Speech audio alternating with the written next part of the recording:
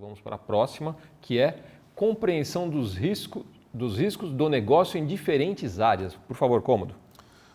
Muito bem.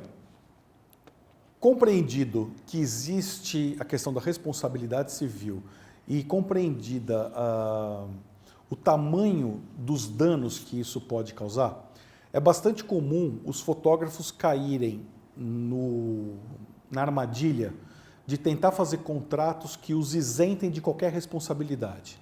Então, por exemplo, eu já vi contratos de casamento onde o fotógrafo coloca lá: os noivos se responsabilizam pela segurança do evento e o acompanhamento do fotógrafo até o carro, porque se houver algum tipo de incidente, o fotógrafo não será responsável. Gente, é uma coisa que não faz o menor sentido, ok? Não faz sentido. Já vou explicar o porquê não faz sentido. Imaginem o seguinte, o fotógrafo, o trabalho dele é a captação de imagens, tratamento das imagens e entrega das imagens para o consumidor. Você transferir para o consumidor a responsabilidade de que tudo isso vai acontecer, o próprio Código do Consumidor não permite, ok? Aí existe aquilo que a gente chama de risco do negócio. A própria legislação trata desse assunto e os tribunais têm centenas, milhares de decisões reconhecendo que não há condições de o fornecedor, dentro do âmbito do Código do Consumidor, se isentar do risco da sua profissão. Por exemplo, seria o equivalente a um fotógrafo de newborn, né? Resgatando um exemplo que eu estava conversando com o Marcelo aqui há pouco, colocar uma cláusula no contrato que vai ter com os pais, dizendo que ele não se responsabiliza por acidentes que envolvam a criança.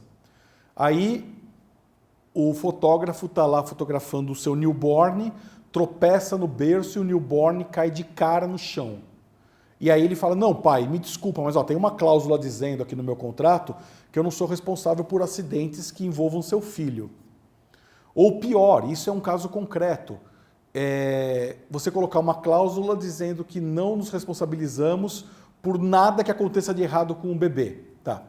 O fotógrafo passou no corpinho da criança um óleo para deixar a pele da criança mais lustrosa e aparecer melhor na luz e dar um contorninho de luz na criança. O problema é que a criança era alérgica e empipocou a criança inteira. A criança ficou cheia de marcas no corpo e começou a chorar 10 minutos depois de aplicar o produto. Obviamente, o fotógrafo ficou em pânico, ok? Ameaçou ser processado pelos pais e tudo mais, que acabou tudo numa boa.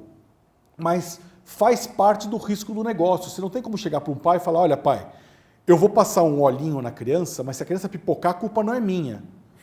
E se o pai assinar isso, essa cláusula é nula.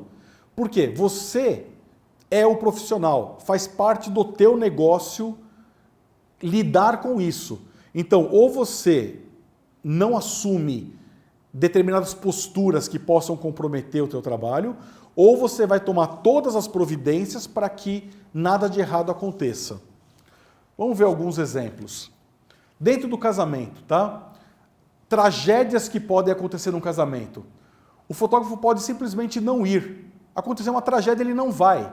Como que se resolve isso? O fotógrafo chega atrasado e perde parte da cerimônia. Na hora de finalizar, o material é destruído. Acontece alguma coisa no backup, enfim, o material é destruído simplesmente. As fotos não ficam como esperado. Hoje de manhã, é piada, hoje de manhã eu recebi uma consulta de um fotógrafo dizendo exatamente isso. Cômodo, a minha noiva está ligando, a minha cliente noiva está me ligando sem parar há 15 dias, desde que recebeu as fotos, dizendo que as fotos não ficaram como ela esperava. Eu falei: tá, mas como assim não ficaram como ela esperava? Ela disse que o álbum que eu mostrei para ela era muito mais bonito e que essas fotos que ela está vendo aqui do casamento dela não tem o mesmo brilho, não tem as mesmas cores e tudo mais. E aí? Como que a gente se defende numa situação como essa? É o risco do negócio. Não adianta eu colocar uma cláusula dizendo os noivos vão aceitar o trabalho que eu entreguei. Não. E aí entra uma observação que está aqui. A importância do portfólio, né? As fotos não ficarem como esperado. Olha o portfólio dentro do risco de negócio casamento. Eu vou falar rapidamente uma coisa que vale para a parte de contratos de amanhã. É muito importante quando você atende um cliente e vai mostrar para ele um portfólio, você mostrar, se for possível, um portfólio adequado à realidade daquele cliente. Tá? Exemplo mais clássico, com todo respeito a quem eu vou citar. O cliente vai fazer um casamento simples, numa igreja evangélica pequenininha, toda branca, sem decoração. Você sabe que é isso. É um casal relativamente simples, que vai casar numa igreja relativamente simples e que vai ter uma festa relativamente simples. E você vai mostrar para ele o portfólio do casamento que você fez num castelo da Toscana, ok? Com luzes cenográficas, no meio de uma arquitetura maravilhosa, com convidados super bem vestidos e tudo lindo. Quando aquele casal mais simplinho for olhar as fotos do casamento, do seu próprio casamento, tá na cara que ele vai ficar insatisfeito, porque não foi isso que você vendeu para ele. Né? Você vendeu para ele um sonho que, mesmo ele sabendo que o casamento dele não comporta aquele cenário e aquela beleza, ele vai se sentir desapontado. Então, é muito mais honesto e acho que até muito mais profissional você entender o cliente e mostrar para ele o que o teu talento e a tua arte conseguem fazer em situações semelhantes àquela do que ele vai viver no dia de casamento dele. Na aula de contratos a gente vai evoluir um pouco mais, mas pensem nisso. E seria interessante se vocês mandarem comentários para cá sobre, voltando à questão da andragogia, né? Vocês acham que isso vale para vocês, não vale para vocês? Vocês são favoráveis, são contrários a isso? Eu acho que todos nós somos professores e alunos, né? Essa troca tem que acontecer para nós validarmos ou não a forma como se trabalha. Dentro ainda do casamento, outro problema, prazos não serem atendidos, né? O risco do negócio está no seguinte, você coloca no teu contrato com o noivo que você vai entregar o álbum para ele em 90 dias após a aprovação do layout. Ótimo. Só que aí o teu fornecedor de álbuns pisa na bola e você não consegue cumprir os 90 dias. O que você vai fazer? Você tem condição de colocar no teu contrato com o noivo dizendo, eu vou entregar em 90 dias, mas se eu não entregar, tudo bem, você espera um pouco mais. Não é assim que a coisa funciona. É o risco do teu negócio. Você tem que entregar em 90 dias. Se você não entregar em 90 dias, alguém vai pagar multa. E aí, olha como as coisas se amarram. Porque se o teu fornecedor de álbuns é que pisou na bola e causou para você esse dano que fez você descumprir um contrato com o cliente, é muito importante você ter algum tipo de contrato ou ajuste comercial com o teu fornecedor de álbuns para que ele te indenize daquele prejuízo que você teve que indenizar os noivos. Percebem como a atuação séria na fotografia, ela envolve uma série de cuidados e os contratos, como a gente vai falar amanhã, eles não têm que ser complicados, né? O risco do negócio, ele é administrável, você não vai conseguir anular esse risco, mas sim, você consegue administrar esse risco tomando uma série de cuidados. E o contrato bom não é o contrato complexo. Nós vamos falar amanhã e depois na aula de contratos especificamente, você consegue fazer um ótimo contrato na parte da frente de uma folha de sulfite. Né? Não estamos falando de um contrato como compra e venda de um imóvel. São contratos simples, objetivos e que dão para vocês a base de segurança necessária para o exercício da profissão. Dentro do risco do negócio de casamento, você tem o risco daquilo que os clientes podem fazer de errado. Como nós já citamos, né? Eles vão cropar e estropiar a foto de vocês. Eles podem dar ou vender essas fotos sem a tua autorização. Eles podem não colocar crédito nas imagens. podem atrasar pagamentos. Como que a gente administra isso, né? São riscos que em contratos a gente vai aprender. Aqui eu trago um exemplo bacana do Rafael Bigarelli, amigo querido também, fotógrafo super talentoso. Recomendo que vocês conheçam o trabalho dele. Olha o que aconteceu. Ele fotografou esse casamento, tá? Não lembro exatamente onde foi, alguma região dos lagos, talvez, Paraty, Lagos do Rio de Janeiro. Tá a foto que vocês estão vendo aí. Muito bem. A noiva recebeu todo o material, recebeu o álbum, recebeu as fotos em JPEG também para colocar no Facebook, uma série de coisas e olha o que aconteceu. Ela era amiguinha da editora da revista da Gol. Muito bem. Aí, na conversa de amiguinhas, a editora da revista falou: miga, sua louca, eu vou fazer uma matéria sobre casamentos em lugares inusitados. Aí a noivinha falou: nossa, amiga, meu casamento foi lindo, você não quer me colocar abrindo a matéria com uma foto linda? Deixa, vai, ajuda o meu ego a subir. Tá bom, a amiga da editora foi lá e abriu a matéria, casa comigo, ok? Em tese, houve uso indevido de imagem? Não. São os noivos autorizaram e a foto foi publicada. Mas houve uso indevido da obra. O fato da noiva, da modelo, ter a foto para uso pessoal dela, colocar nas suas mídias sociais e tudo mais, não a autoriza a fazer um uso publicitário, jornalístico ou de editorial dessa fotografia. Muito menos sem colocar o nome do fotógrafo e sem pegar uma autorização dele. Entendido? Daí vem a questão de o bom contrato de fotografia de casamento, que nós vamos falar, ter cláusulas que permitam vocês lidarem e anteciparem esse tipo de problema. Vale a pena colocar uma cláusula dizendo: noiva, você pode usar como você quiser essa foto pessoalmente, mas não vai para revista, não vai para jornal, não vai para lugar nenhum. Se for, me liga e eu vou ver se eu autorizo ou não. Muito bem. Fotografia de publicidade. Qual que é o risco do negócio da fotografia publicitária? Ser acusado de plágio, como eu falei para vocês. Você recebe um layout, manda reproduzir. Na prática, o que você está fazendo é um ato ilícito. Então, é importante você tentar fugir disso e se garantir. Mas é um risco do negócio. Como é um risco do negócio, problemas climáticos. Você vai com a equipe toda fazer uma locação externa, uma campanha publicitária. Chegou lá, deu tudo errado. O clima não ajudou, a modelo caiu, quebrou a perna.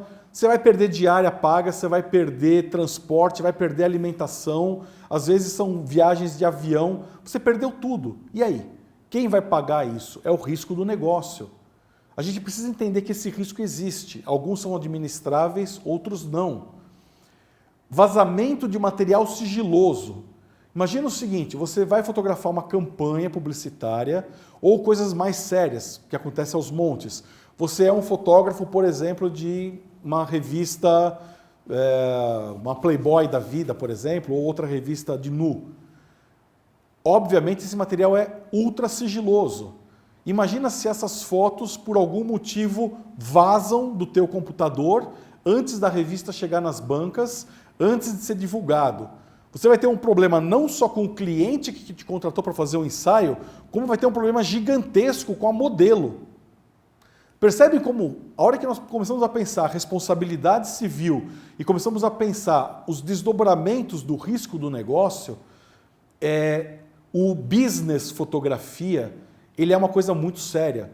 Não basta ter o equipamento certo, não basta ter uma cultura visual, não basta dominar a técnica. É preciso agir com muita responsabilidade, é preciso se preparar em termos contratuais, é preciso se preparar em termos de alianças profissionais para ter certeza de que tudo vai dar certo. Dentro da publicidade também você tem outros dois riscos, a perda do material, que é sempre um risco em qualquer área da fotografia, e prazos não serem atendidos. Muitas vezes a campanha é feita em cima da hora, você está com prazo para entregar o material e você não consegue cumprir esse prazo. Por não cumprir o prazo, você já tem mídia comprada pela agência esperando o teu material, que pode ser foto, pode ser vídeo. Né? Tenha em mente que quase tudo que eu falo aqui de fotografia tem o seu paralelo no vídeo. Os direitos são os mesmos, tá? Quando a gente fala de longa-metragem, curta-metragem, as coisas ficam um pouquinho diferentes. Mas, de um modo geral, tudo que eu falo para fotografia é aplicável ao vídeo. Dentro da publicidade, e aqui eu trago um case interessante. Olha como... E aí a gente entra no cliente de má fé, né? É difícil acreditar que um cliente como, por exemplo, o Banco Real pode se prestar a isso, mas olha esse case. Nós temos a fotógrafa, eu esqueço o nome dela, Priscila Zambotto. Muito bem, a Priscila, ela durante muitos anos foi fotógrafa do Banco Real e vendia as fotos que eles pediam, eles brifavam, ela fazia a foto. Muito bem, nesse caso específico, o Banco Real fazia, né, o jornalzinho dele que era enviado para os clientes. O pessoal de marketing ligou e falou: Priscila, por favor, me manda o layout de tais fotos. Pediram uns 4, 5 layouts. Então me manda um layout de talão de cheque, me manda um layout de canetas, me manda um layout de moedas, me manda um layout de coisas sendo assinadas. E ela mandou, sei lá, 6, 7 layouts de fotos diferentes. O banco falou: tá bom, quanto você cobra cada foto? Banco, olha, cada foto vai custar R$500. Então tá bom, R$500 cada foto? R$500 cada foto. O que os gênios do Banco Real fizeram? Simplesmente eles pegaram 3 fotos, recortaram as 3 fotos e compuseram só uma.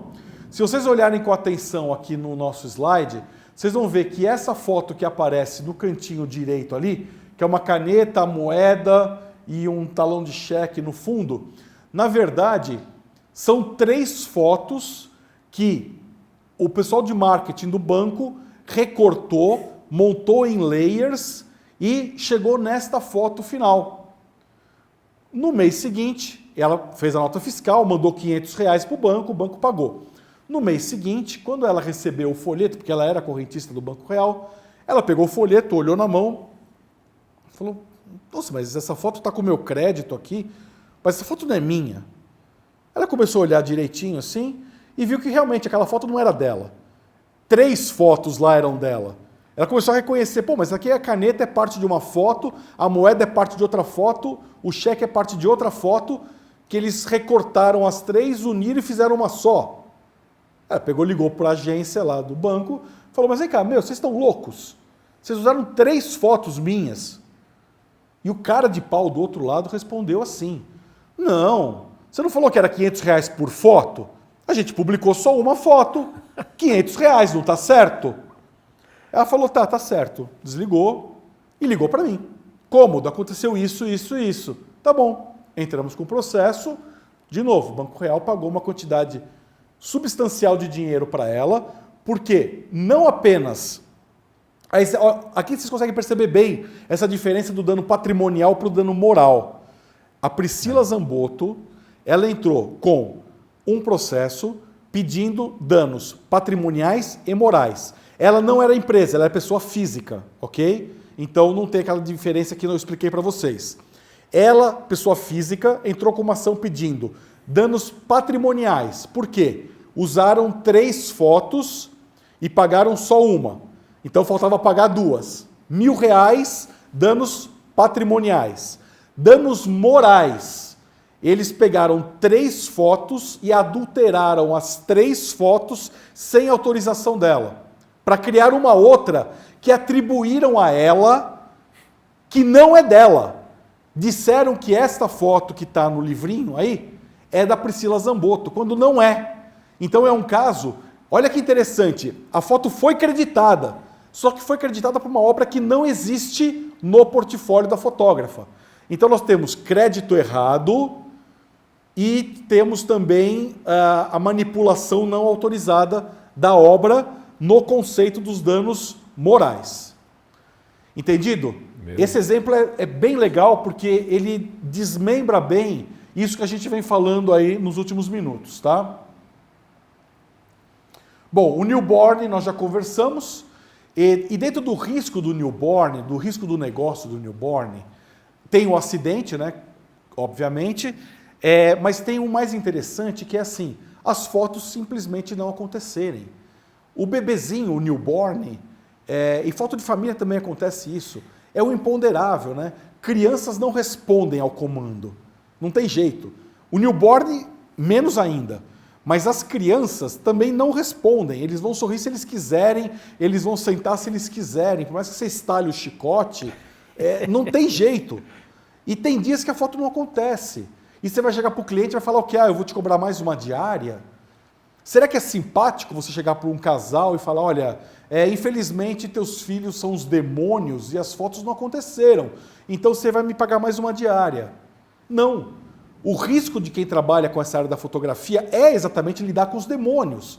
E os demônios fazem o que querem na hora que querem.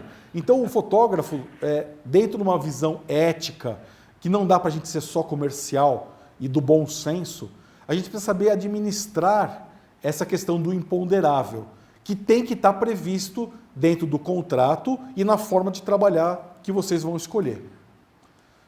Bom, o maior risco do negócio, fotografia, em qualquer área que você atue, normalmente está ligada ao pagamento, tá? E aí, eu vou até antecipar para você, porque isso aqui sim é um risco do negócio mesmo, e não digo todos, mas assim, 80% dos contratos que os clientes ligam para eu dar uma consultoria e analisar, eu encontro, e é uma cláusula ilegal, principalmente em casamento, tá?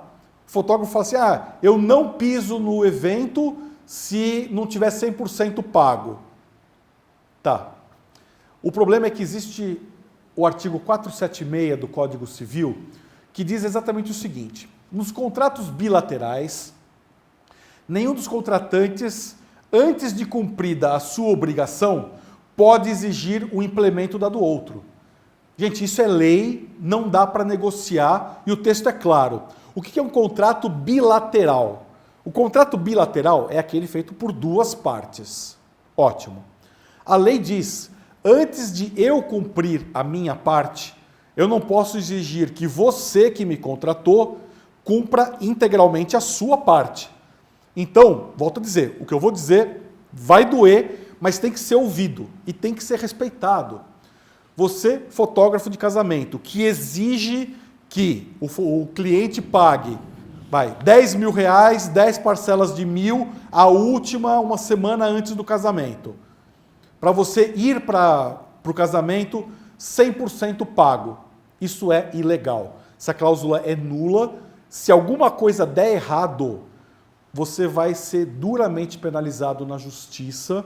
Esse contrato vai ser anulado com relação a esta cláusula e muito provavelmente o juiz vai ficar com um péssimo humor e vai te colocar uma indenização mais pesada do que ele colocaria normalmente, tá? A gente vai voltar a falar isso quando estiver falando especificamente de contratos. Nós vamos falar um pouquinho como, eu não digo como driblar a lei, mas como minimizar os problemas que decorrem desse artigo específico. Eu vou dar umas 2 ou 3 dicas que vão ajudar vocês a fazer um contrato que dá segurança jurídica dentro do que determina esse artigo da legislação. Cômodo, sabe o que está instalando aqui? Perguntas. Perguntas. Vou fazendo, você responde, vamos tentar fazer um ping-pong aqui. Primeiro da Selma. Selma, vixe, mas ela tem muito nome. Selma de Medeiros. Pronto, obrigado por você estar assistindo a gente. Ela faz uma pergunta em relação ao equipamento. Quando num evento, um convidado, por acidente, danifica o seu equipamento, o que fazer nesse caso?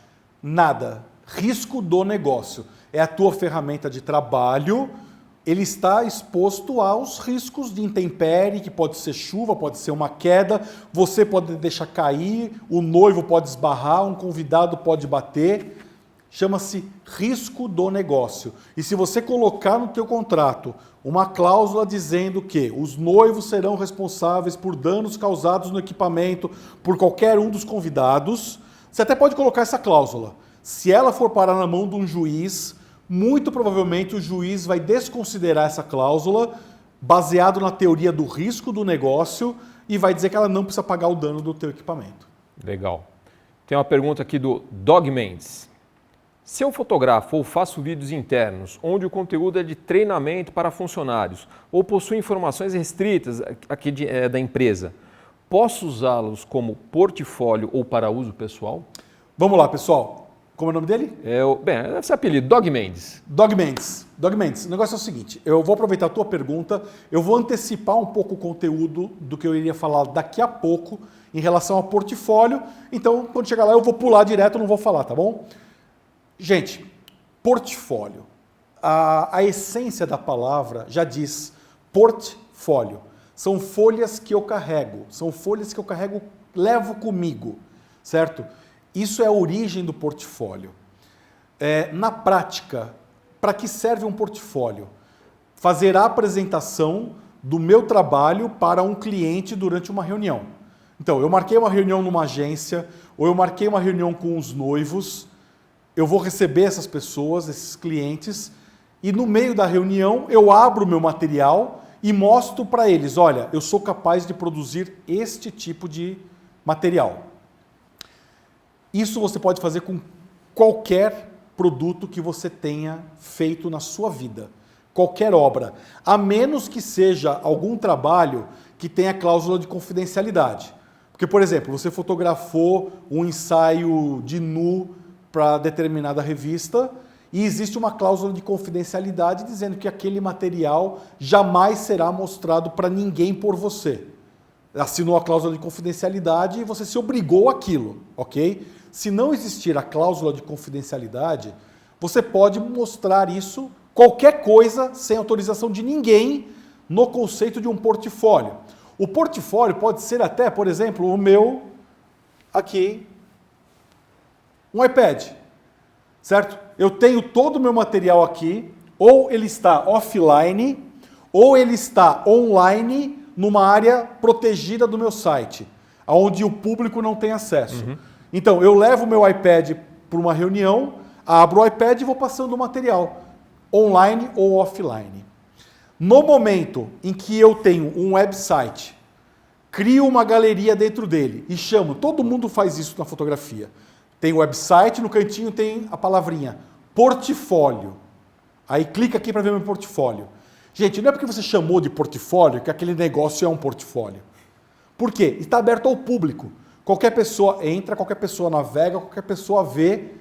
E na verdade aquilo está lá, não é nem como portfólio, aquilo lá é quase uma peça publicitária, uma vitrine do teu trabalho. É um outdoor do teu trabalho. Isso não é portfólio, tá? Então, voltando agora para a pergunta. Para portfólio, eu posso usar qualquer coisa que eu produzi, exceto o que tem a cláusula de confidencialidade. Se eu vou colocar isso no meu website, se eu vou colocar em mídias sociais, se eu vou fazer disso uma peça publicitária mesmo para rodar em qualquer mídia, se eu vou fazer cartão de visita, e aí a minha opinião é, eu acho cafona, mas enfim, fiz uma foto maravilhosa, vou colocar essa foto maravilhosa no meu cartão de visita e aparece uma modelo lá. Gente, isso aqui é peça publicitária praticamente. Eu preciso de autorização das pessoas que estejam ali sendo exibidas. Obviamente eu não vou sinalizar, nem trouxe esse caso, porque assim, está sob consulta ainda, tá? Se o meu amigo estiver aí vendo o produto, ou nosso programa, ele vai saber que é dele que eu estou falando. Eu recebi anteontem uma consulta triste. Formatura, tá? Muitos de vocês devem trabalhar com fotografia de formatura. Então você tem um ensaio prévio, você vai na universidade, pega os alunos e vai fotografando os alunos em diversas cenas dentro da universidade para depois vender essas fotos, ou as fotos já estão vendidas. Muito bem. Esse fotógrafo fez uma foto realmente muito bonita de uma das alunas de um curso de odontologia, dentro da biblioteca, segurando um livro. E assim, ele teve uma luz muito feliz, uma luz de janela lateral que deu um contorno. Ficou linda a foto. Muito bem.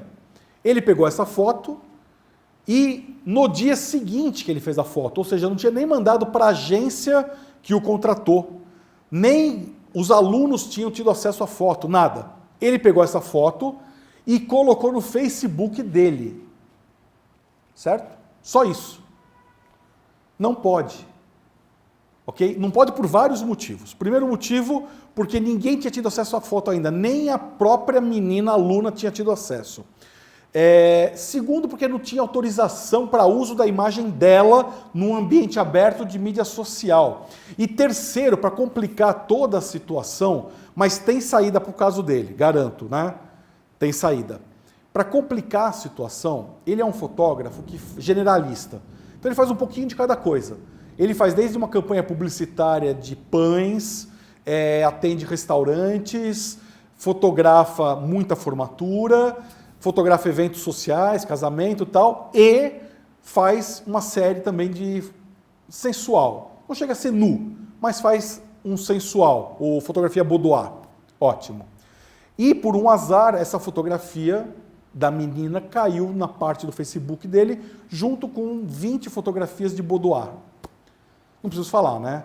A menina aluna já ligou, entrou com o processo, dizendo que não podia utilizar grave, não podia utilizar a minha imagem, não podia mesmo, não tinha autorização dela por escrito, em mídias sociais e no meio de um monte de fotografias de gosto duvidoso, sob o ponto de vista dela. E do meu também, minha mulher deve estar assistindo, então eu também acho horrível tudo aquilo que foi publicado lá. É um processo bastante complicado, certo? Tem saída, não posso falar aqui porque se a modelo estiver assistindo já vai... Bom, tem saída, mas é muito difícil. Então, o Dog que mandou a pergunta não pode utilizar em mídias sociais, mas para o teu portfólio sim, você pode. Tá, tem uma outra pergunta aqui do Túlio Seixas. Túlio, brigadão por você estar assistindo a gente. Ele faz uma indagação aqui, né? É uma pergunta também. Cômodo, não há uma liberdade de uso de imagens para fins informativos e educativos? Uso de imagem da pessoa? Não existe. Não existe. Vamos colocar de forma geral, uso de imagem, vai. Não existe. O uso de imagem, vamos pensar o seguinte, ele é uma das coisas mais neuroticamente protegidas pelo legislador, assim como a obra fotográfica. Entendeu? Então isso não é uma questão de exclusiva, a imagem da pessoa é santa, é sagrada. A tua fotografia também é santa e sagrada, certo? É igualdade de direitos. Então a gente pode falar assim, em que situações a imagem da pessoa é suavizada, é mitigada? Por exemplo, personalidades públicas. Eu fotografei um político numa situação cotidiana, de rua, de discurso, eu posso usar essa foto para fins jornalísticos. Ok, posso. Personalidades públicas, artistas, atores, no contexto normal, não pejorativo. Fiz uma foto do Caetano Veloso andando pela praia. Ok. Eu posso pegar essa foto, publicar no jornal, para quem tiver interesse enorme por Caetano Veloso andando pela praia, está lá ilustrado Caetano Veloso andando pela praia. Não é pejorativo, não é invasivo, não ataca a imagem deles. Nesse caso você pode fazer e pode publicar. Você foi no show da Katy Perry, fez fotos da Katy Perry e um jornal quer comprar uma foto muito legal para publicar sobre o show da Katy Perry. Você pode pegar e pode vender essa foto da Katy Perry, sem problema. Mas você não pode pegar essa foto da Katy Perry, produzir camiseta e sair vendendo. Você não pode pegar essa foto da Katy Perry, fazer caneca e sair por aí vendendo. Percebem onde que a coisa pega?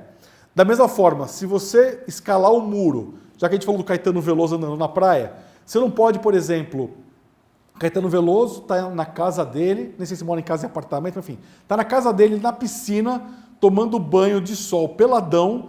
Você usa um drone ou você sobe na árvore e faz uma foto do Caetano Veloso lá tomando sol como veio ao mundo. E vende essa foto. Pô, mas ele é uma personalidade pública, Cômodo? É uma personalidade pública. Mas ele foi fotografado no seu ambiente privado, num contexto constrangedor, que não interessa a ninguém, exceto a mídia podre que queira ganhar dinheiro explorando isso. Então, se você vai ganhar dinheiro explorando isso, sim, você vai ter que pagar uma indenização considerável para aquela personalidade, seja ela pública, política ou não, porque você fugiu do limite do uso aceitável da imagem no contexto fotojornalístico. Legal. Tem mais uma pergunta aqui do Denis Pombo. Faço fotografia para aplicativo de entrega de comida. O aplicativo me contratou para ir nos restaurantes e realizar as fotos. O restaurante tem algum direito sobre essas fotos? Depende. Ok? Tudo depende do teu contrato com o site de comida e do contrato do site de comida com o restaurante. Na verdade, depende mais do teu contrato com o site de comida, de entrega de comida. Porque se o teu contrato disser o seguinte, é apenas para uso dentro do site e nada mais, é apenas para uso do site e nada mais. Não interessa que o contrato entre o restaurante e o site tem uma cláusula dizendo que o restaurante vai ter acesso às fotos publicadas para fazer cardápio, o site dele e tudo mais. Não pode. Então, para eu te dar uma orientação mais concreta, eu precisaria saber do contrato que você fez com o site que te contratou e entender melhor essa relação jurídica. Legal, boa. Nossa, essa aula foi bem, mas bem interessante, pega bastante coisa. Então é isso, aqui nós terminamos então aqui a nossa aula de número 6, compreensão dos riscos do negócio em diferentes áreas.